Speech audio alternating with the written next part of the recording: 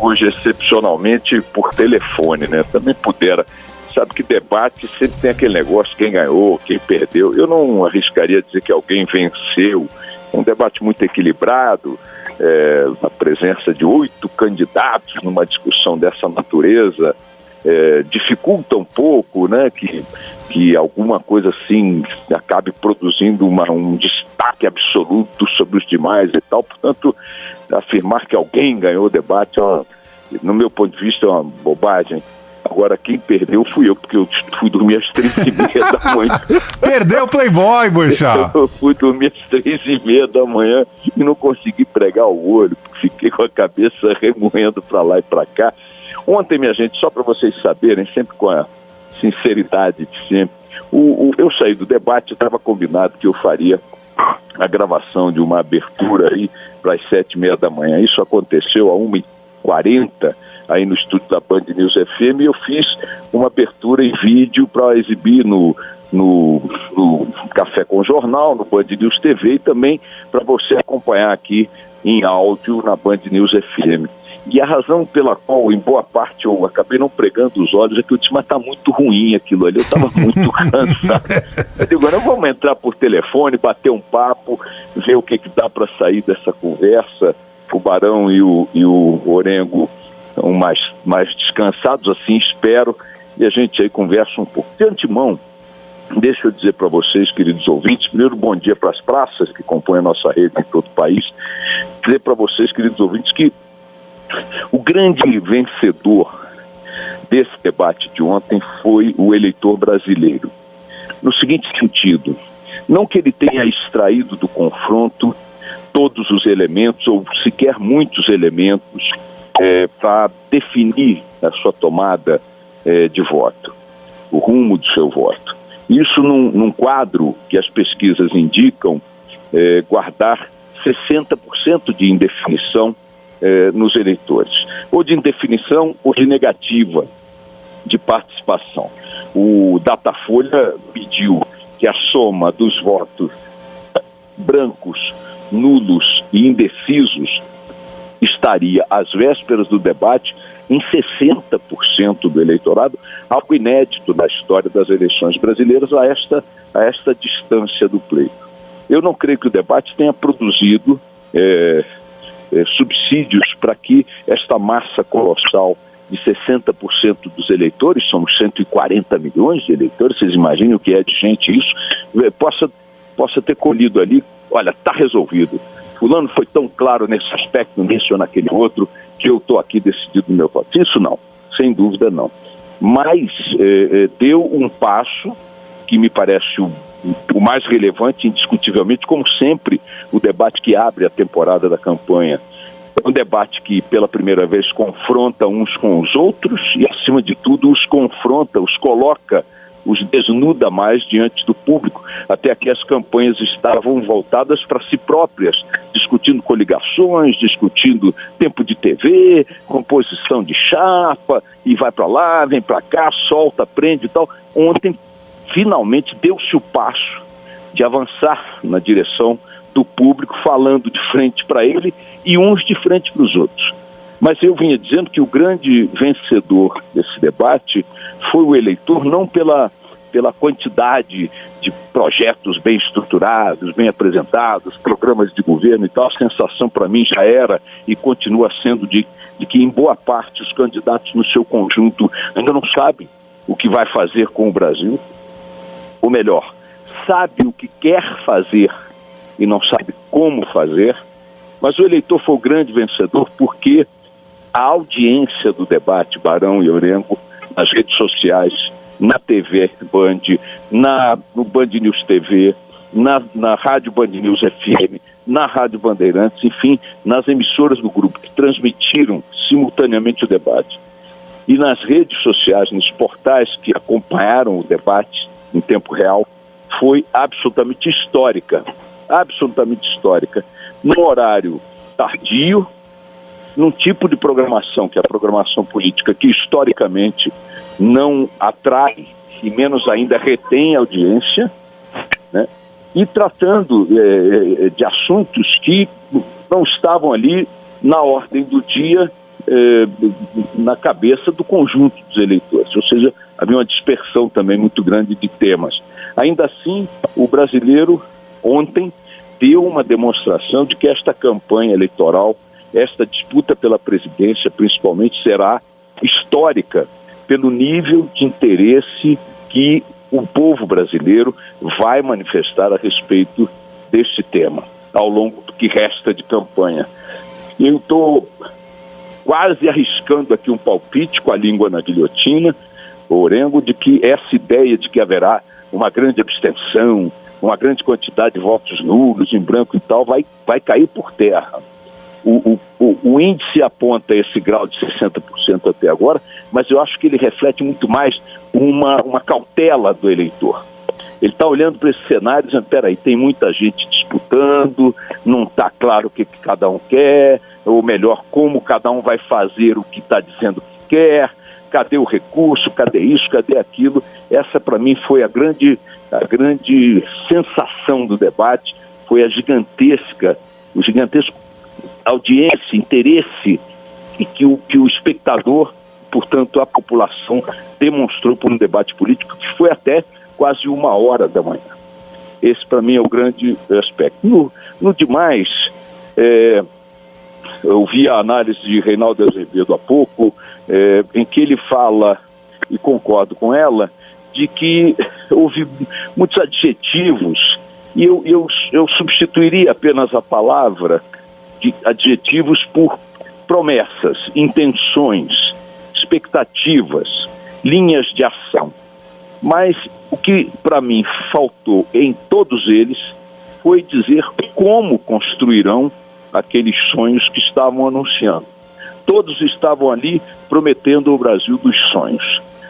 No desemprego, na segurança, na saúde, na educação, no meio ambiente, todos. Se você pegar o conjunto de coisas que cada um deles prometeu e o cardápio de expectativas que cada um apresentou, você vai dizer, bom, basta que ele tome posse para que o Brasil se transforme no paraíso. Mas eu não vi pouquíssimas exceções, eu não me lembro aí de nenhuma muito explícita, naquilo que dizia respeito a projetos a serem executados, uma informação que me parece fundamental na casa da gente. Quando você diz, vou melhorar a qualidade do carro, vou trocar de carro na tua casa, é uma promessa, a família toda aplaude, todo mundo fica feliz, carro novo e tal. A pergunta seguinte, você tem que responder é, de onde eu vou tirar o dinheiro? Aí você vai dizer, olha, eu vou pegar o carro que a gente tem, eu vou dar como entrada no banco, o banco vai me financiar o resto, ou então a concessionária vai me financiar, o juro da concessionária do banco de montador é menor, e coisa e tal, e eu vou pagar em 36 vezes. Pode ser uma atitude errada, pode ser uma decisão extemporânea, pode ser equivocada, mas você diz como é que vai executá-la. Eu pergunto a você que acompanhou o debate ontem, e a você, Orengo e Barão, pode estar me falhando um ou outro momento, mas de todos os sonhos apresentados ali, alguns bastante razoáveis e tal, e muitos deles desejados por nós, de todos os sonhos faltou um pedaço que corresponde ao período em que ficamos acordados, né? Dos sonhos que temos, o que resta quando acordamos? Quando botamos os pés no chão e dizemos, olha, isso aqui que eu estou desejando e sonhando, eu vou fazer dessa maneira aqui. Eu vou vender o carro, eu vou trabalhar 2 vezes mais, eu vou fazer hora extra. Como é que eles vão fazer numa crise com déficit fiscal de 130 bilhões de reais, com demandas gigantescas de curto prazo, com limitações legais ao aumento de gastos, com uma folha de despesas já fixas, obrigatórias no Estado brasileiro, que consome todo o dinheiro arrecadado? Como é que eles vão fazer aquelas coisas todas? Isso é que me faltou para mim na apresentação de cada um dos candidatos Barão e Orengo. Alguns citaram, Boechat, redução de impostos, né? Outros citaram reduzir... Mas isso é queda de receita. Não, exatamente. Mas aí para aumentar a quantidade de emprego, reduzir a máquina pública, mas é o que você falou, não teve o como fazer, né? Essa pequena parte, né? Faltou na maioria dos discursos. Isso foi evidente desde a primeira pergunta que você fez, né? O como aumentar a quantidade de imposto. De fato, faltou. E convenhamos que é algo importante, né? Não, como é que você compra o carro, na verdade? Mas olha, de qualquer forma, a tradição da Band completando 30 anos de abrir a disputa eleitoral de fato, começou na noite de ontem, ela se consolidou, ela confirmou essa tradição, porque agora estes discursos, estes estilos, ficou claro ontem o estilo de cada um. Bolsonaro vai procurar manter uma veemência. Achei o Ciro Gomes dois tons abaixo, mais ponderado, menos agressivo, assim, mas menos enfático nos embates, mesmo com o Bolsonaro. Teve bons embates ali com Álvaro Dias, meu estimado deputado, a abordagem mais hostil ao Bolsonaro coube ao Boulos, como era de se esperar. O Alckmin foi muito visado pelas perguntas nos blocos em que os candidatos tinham liberdade de escolher quem responderia a pergunta, e isso tinha um limite, né? Não podia escolher o mesmo sempre. O primeiro a esgotar essa cota foi o Alckmin. Ele foi perguntado 3 vezes no primeiro bloco de embate direto, rapidamente, e 2 vezes no segundo, esgotando em 2 casos aí a possibilidade de ser chamado novamente.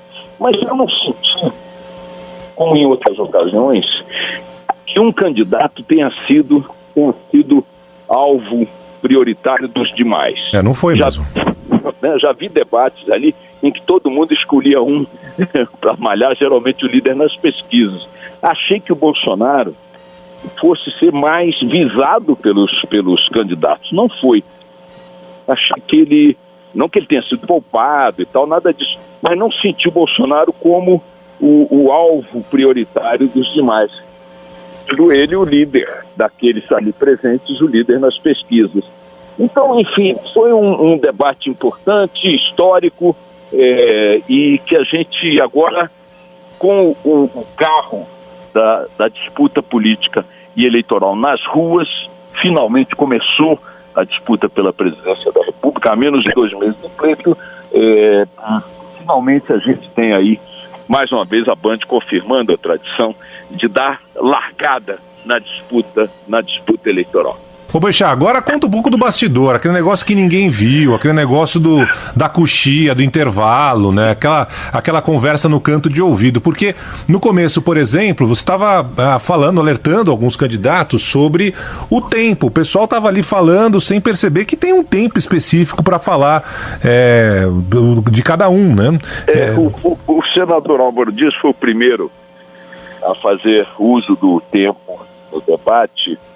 E para responder a pergunta dos leitores do Jornal Metro, o debate começou com a pergunta dos leitores do Jornal Metro, que era a mesma pergunta para todos. Sobre emprego, né?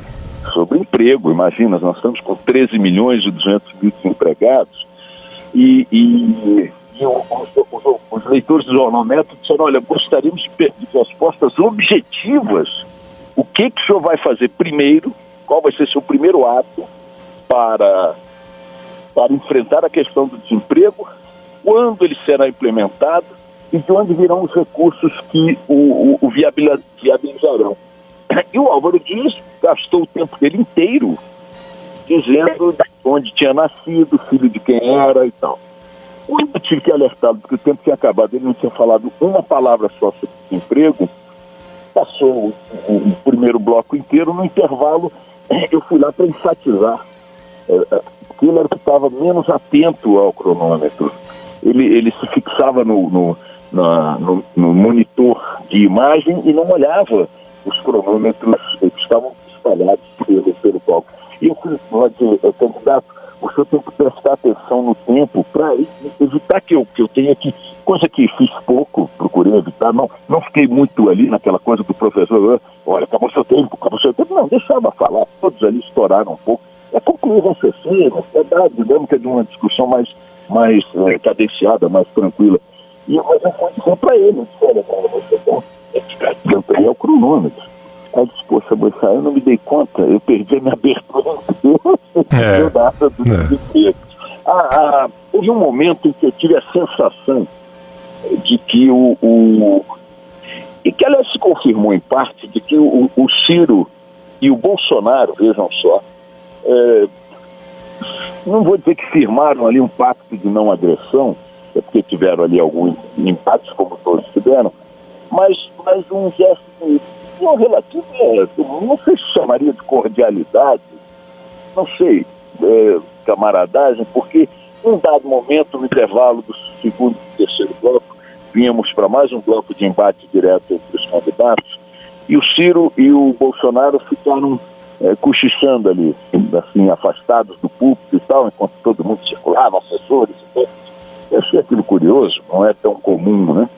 E depois perguntei ao Bolsonaro o que o Ciro tinha lhe falado, o que eles tinham conversado. Ele disse, não, o Ciro me falou que ia perguntar, porque no bloco seguinte era pergunta, ele falou o que ele ia abordar, que tema ele ia abordar. Como você diz, Bolsonaro, se prepara porque eu vou para a discussão nesse assunto aqui. Eu ainda brinquei, deu cola, me deu uma cola. Um gesto curioso, que é inimaginável qualquer possibilidade de aliança entre os dois mais à frente, eu não consigo enxergar pelo menos. Então são coisas, tipo a Marina Silva estava, achei ela muito assim, como é que eu vou chamar? Contida, é um estilo dela também, mas eu esperava que ela se soltasse um pouco mais, que ela pudesse ficar mais, passar assim, uma coisa mais à vontade. Achei ela muito ali contida, e é curioso, falar uma coisa curiosa, me chamou a atenção, porque num dos intervalos ela tinha reclamado do ar-condicionado. Na eleição de 2014, primeiro turno, ela também reclamou que estava muito frio. E ela cochichou para mim, poxa, pede para aumentar aí a temperatura, está frio demais, poxa.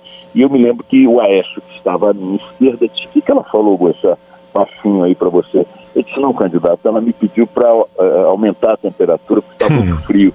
E o Aécio de molecagem falou, não, poxa, baixa mais um pouco. Ela estava entre os líderes daquela... E aí, dessa vez, ela também reclamou da temperatura e nós relembramos esse episódio do Aécio. Ela não sabia que ele tinha falado isso, e eu contei ela e ela sorriu. E eu vou dizer para vocês uma coisa, ela tem um sorriso muito bonito e sorri pouco.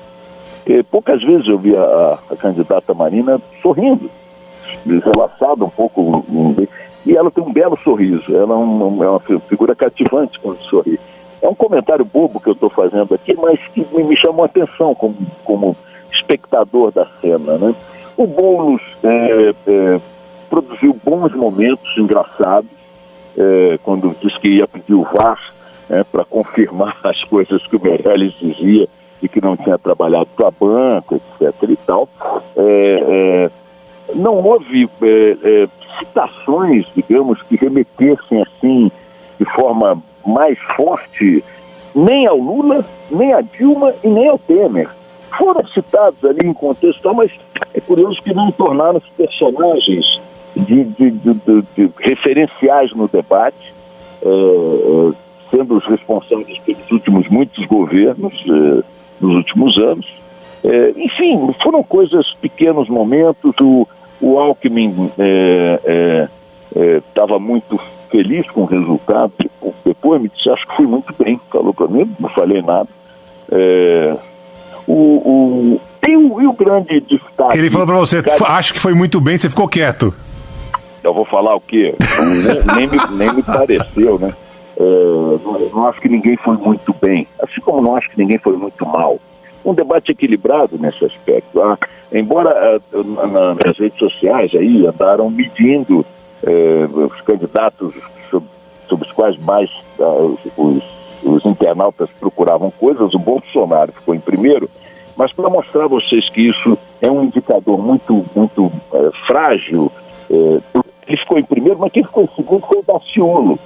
E eu não vou fazer aqui uma coisa que possa parecer a favor, Mas o Daciolo foi pela caricatura. O personagem é um personagem caricato. O sistema, a legislação eleitoral brasileira produz situações como essas, em que você... Eu nunca tinha ouvido falar do Cabo Daciolo e descubro ontem que, tendo ouvido falar pela primeira vez, não perdi nada, não tendo ouvido antes. Protagonizou alguns dos momentos que levaram a plateia às maiores gargalhadas e tal. Tivemos poucas manifestações da plateia, especialmente da claque lá do Boulos e do Bolsonaro, andaram se aplaudindo, trocando, cada qual aplaudindo seu candidato, claro, e trocando umas vaias bem tímidas, porque também estava claro ali para todo mundo que não era esse tipo de conduta que a plateia poderia manter. Acho que foi um debate importante, um debate histórico. Repito que o grande dado a ser percebido é o interesse inédito da audiência por um debate político, da tarde e da noite, mostrando que nós teremos uma campanha que será acompanhada de perto pelo eleitorado numa dimensão que nunca se viu.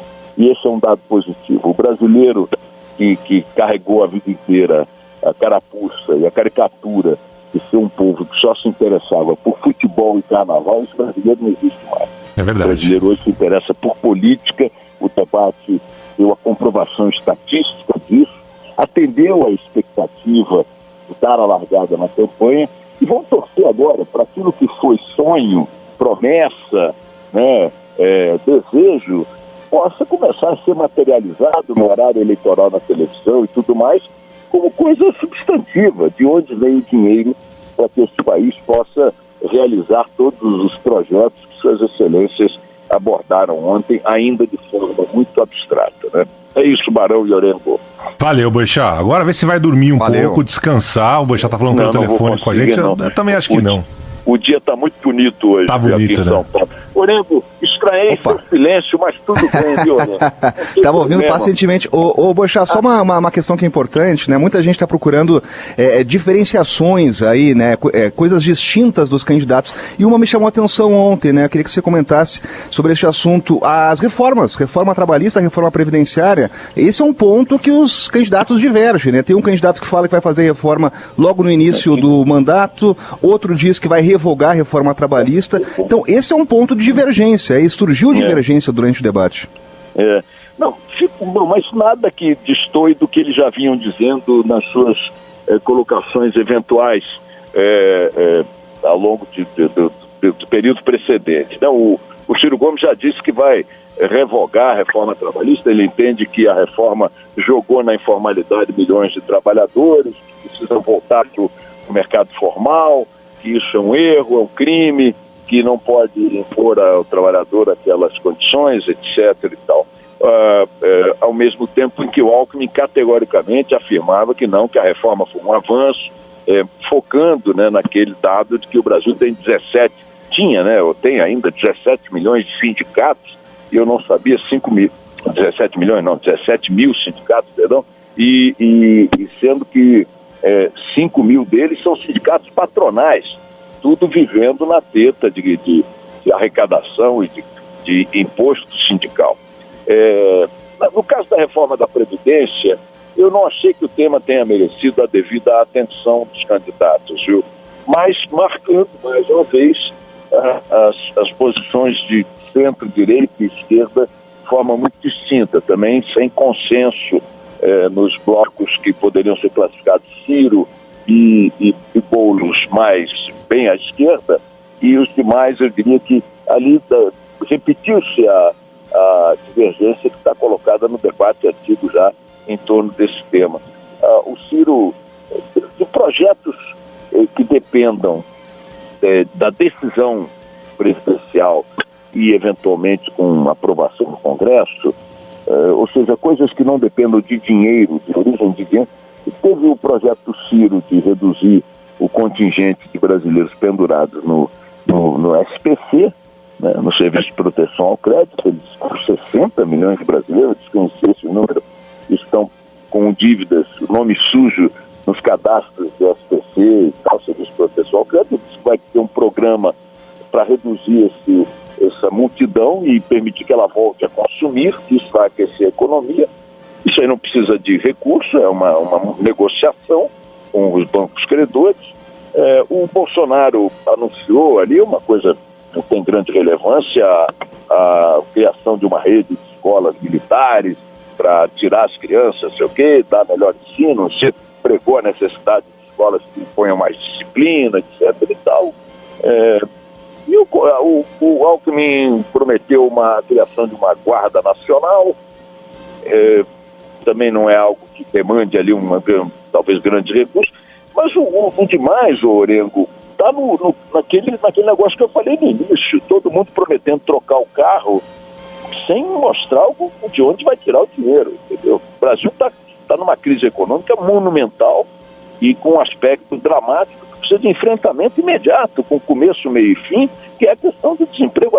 As respostas à questão do desemprego que abriram o debate de ontem mostram bem o grau de fragilidade à estrutura dos programas que os presidenciáveis estão elaborando. Até agora ninguém tem algo concreto, ou pelo menos não apresentou ontem, para as questões centrais do país: segurança, educação, saúde e emprego.